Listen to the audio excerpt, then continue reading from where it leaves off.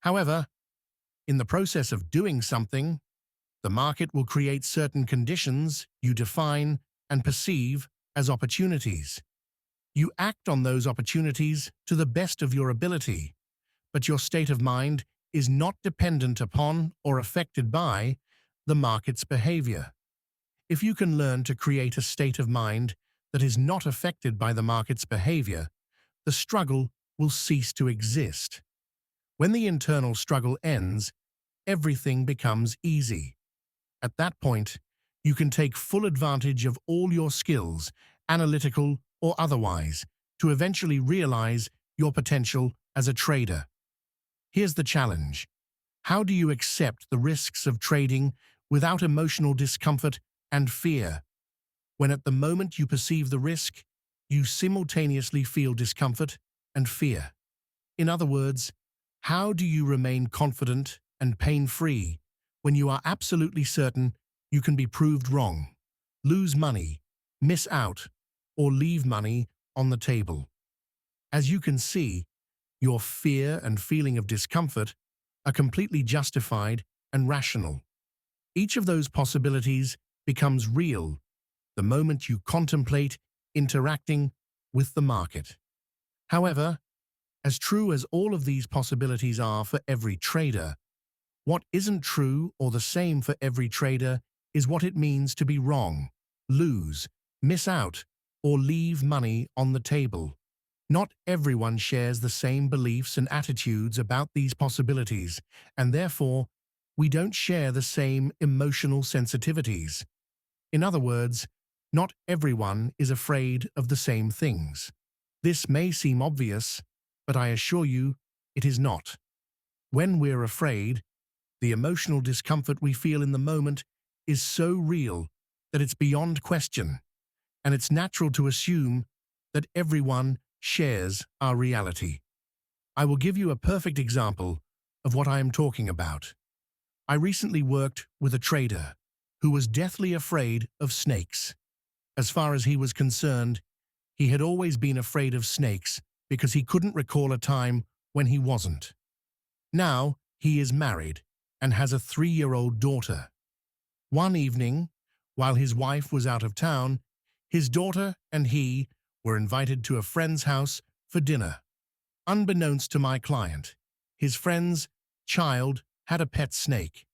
When the friend's child brought out the snake for everyone to see, my client freaked and practically leapt to the other side of the room to get as far away from the snake as possible. His daughter, on the other hand, was completely enthralled with the snake and wouldn't leave it alone. When he related this story to me, he said that he was not only shocked by the unexpected confrontation with the snake, but that he was just as shocked by his daughter's reaction. She wasn't afraid, and he assumed that she would be. I explained to him that his fear was so intense and his attachment to his daughter was so great that it was inconceivable to him that his daughter would not automatically share his reality about snakes. But then I pointed out there really wasn't any way she could have shared his experience unless he specifically taught her to be afraid of snakes or she had had her own painful, frightening experience. Otherwise, without anything to the contrary in her mental system, the most likely reaction to her first encounter with a living snake would be pure, unadulterated fascination. Just as my client assumed that his daughter would be afraid of snakes, most traders assume the best traders, like themselves, are also afraid of being wrong, losing, missing out, and leaving money on the table. They assume that the best traders somehow neutralize their fears with an inordinate amount of courage, nerves of steel, and self-control. Like many other things about trading, what seems to make sense just isn't the case. Certainly, any one or all of these characteristics may be present in any top trader. But what is not true is that these characteristics play any role in their superior performance. Needing courage, nerves of steel, or self-control would imply an internal conflict where one force is being used to counteract the effects of another. Any degree of struggle, trying, or fear associated with trading will take you out of the moment and flow, and therefore diminish your results. This is where professional traders really separate themselves from the crowd.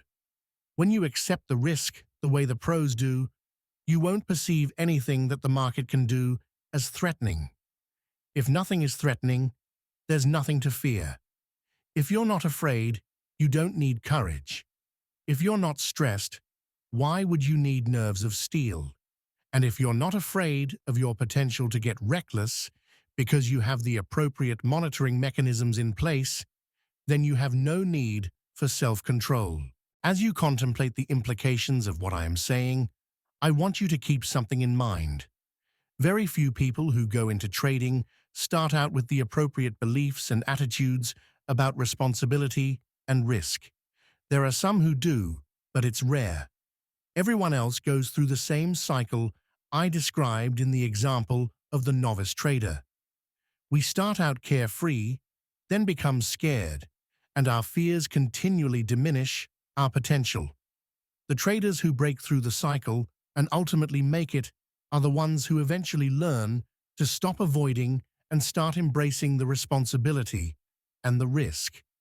Most of those who successfully break the cycle don't make the shift in thinking until they have experienced so much pain from large losses that it has the positive effect of stripping away their illusions about the nature of trading.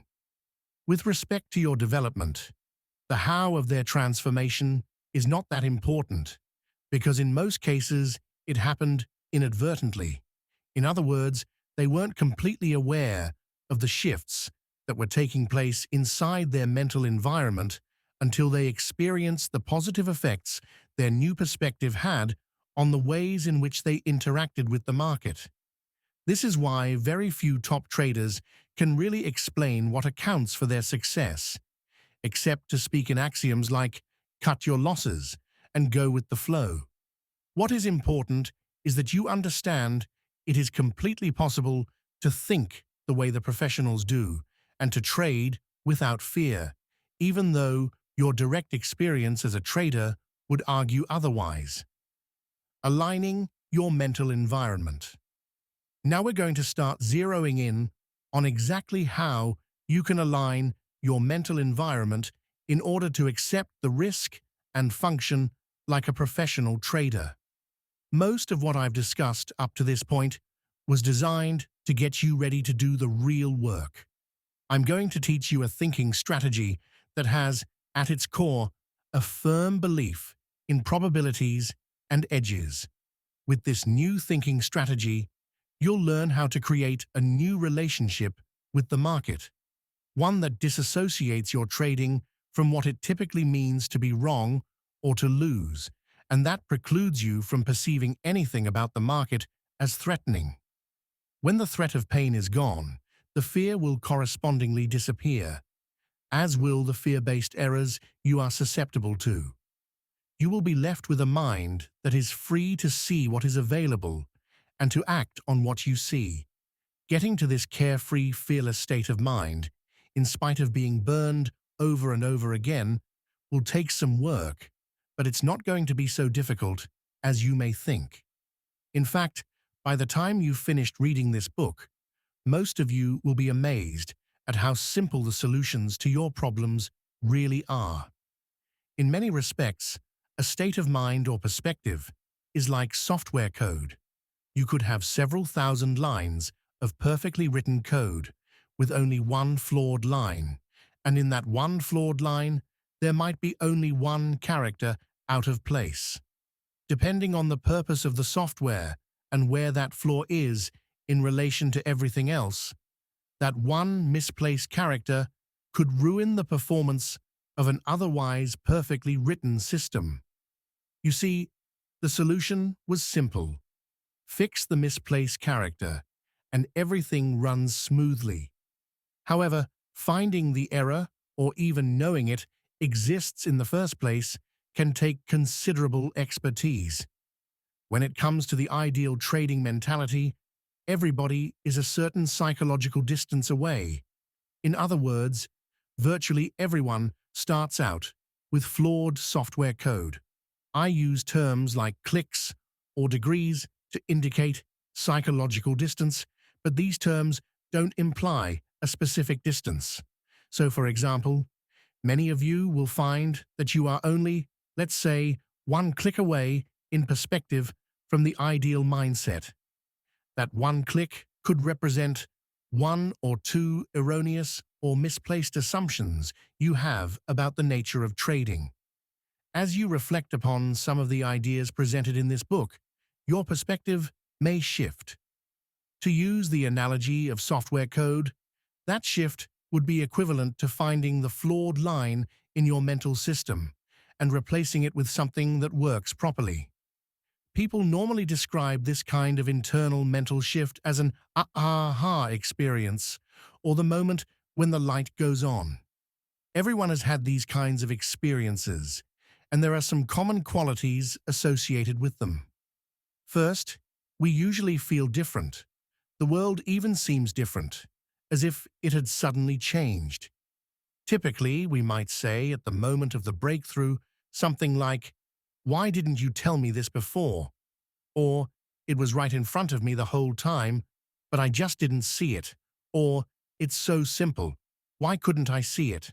Another interesting phenomenon of the aha experience is that sometimes within moments, although the amount of time can vary, we feel as if this new part of our identity has always been a part of who we are. It then becomes difficult to believe that we were ever the way we were before we had the experience. In short, you may already have some awareness of much of what you need to know to be a consistently successful trader. But being aware of something doesn't automatically make it a functional part of who you are. Awareness is not necessarily a belief. You can't assume that learning about something new and agreeing with it is the same as believing it at a level where you can act on it. Take the example of my client who is afraid of snakes. He is certainly aware that not all snakes are dangerous, and that learning how to make a distinction between the ones that are dangerous and the ones that aren't would not be difficult. Will learning how to make these distinctions suddenly cause him not to be afraid of non-dangerous snakes? Can we assume that his awareness will drop down to a level in his mental environment where he can now interact with snakes without fear or immobility? No, we cannot make this assumption. His awareness that some snakes aren't dangerous and his fear of snakes can exist side by side in his mental environment as a contradiction to each other. You could confront him with a snake, and he might readily acknowledge that he knows the snake is not dangerous and wouldn't hurt him, but at the same time, he would still find it extremely difficult to touch the snake, even if he wanted to. Does this mean that he is doomed to be afraid of snakes for the rest of his life? Only if he wants to be. It's really a matter of willingness. It's certainly possible to neutralize his fear, but he will have to work at it, and working at anything requires sufficient motivation. Many of us have what we know to be irrational fears, and simply choose to live with the contradiction because we don't want to go through the emotional work that is necessary to overcome the fear. In this example, the contradiction is obvious.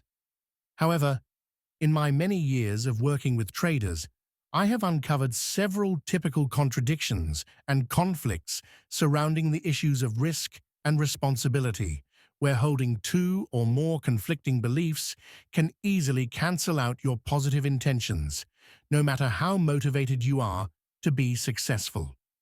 The problem is that none of these contradictions are really obvious, at least not at first glance. Contradictory beliefs, however, aren't the only problems. What about assertions like, "I'm a risk taker," that traders typically assume have dropped down to the functional level of a belief when, in fact, the underlying dynamics of the way they perceive the market indicates they are doing everything possible to avoid risk? Contradictory beliefs and non-functional awareness represent flawed mental software code that destroys your ability to stay focused and accomplish your goals, code that makes it seem as if you simultaneously have one foot on the accelerator and the other on the brake, code that gives learning how to trade a mysterious quality that will be challenging in a fun way at first, but usually turns into pure, unadulterated exasperation. When I was in college in the late 1960s, one of my favorite movies was Cool Hand Luke, starring Paul Newman. It was a very popular movie back then, so I'm sure some of you have seen it on late-night TV. Luke was in a Georgia chain gang. After he escaped and was caught for the second time, the warden and guards were determined not to let Luke make fools of them a third time. So while forcing him to do an inordinate amount of work with no rest and giving him intermittent beatings, they kept asking, "Have you got your mind right yet, Luke?" Eventually, after considerable suffering, Luke finally told the prison bosses that he had his mind right. They said that if he didn't and tried to escape again, they'd kill him for sure. Of course, Luke attempted another escape, and true to their word, the guards killed him. Like Luke, many traders, whether they realize it or not, are trying to have it their way by beating the market. As a result, they get financially and emotionally killed. There are easier, infinitely more satisfying ways of getting what you want from the market, but first, you have to be willing to get your mind right. Thank you for listening to Chapter 4. See you soon in coming chapter.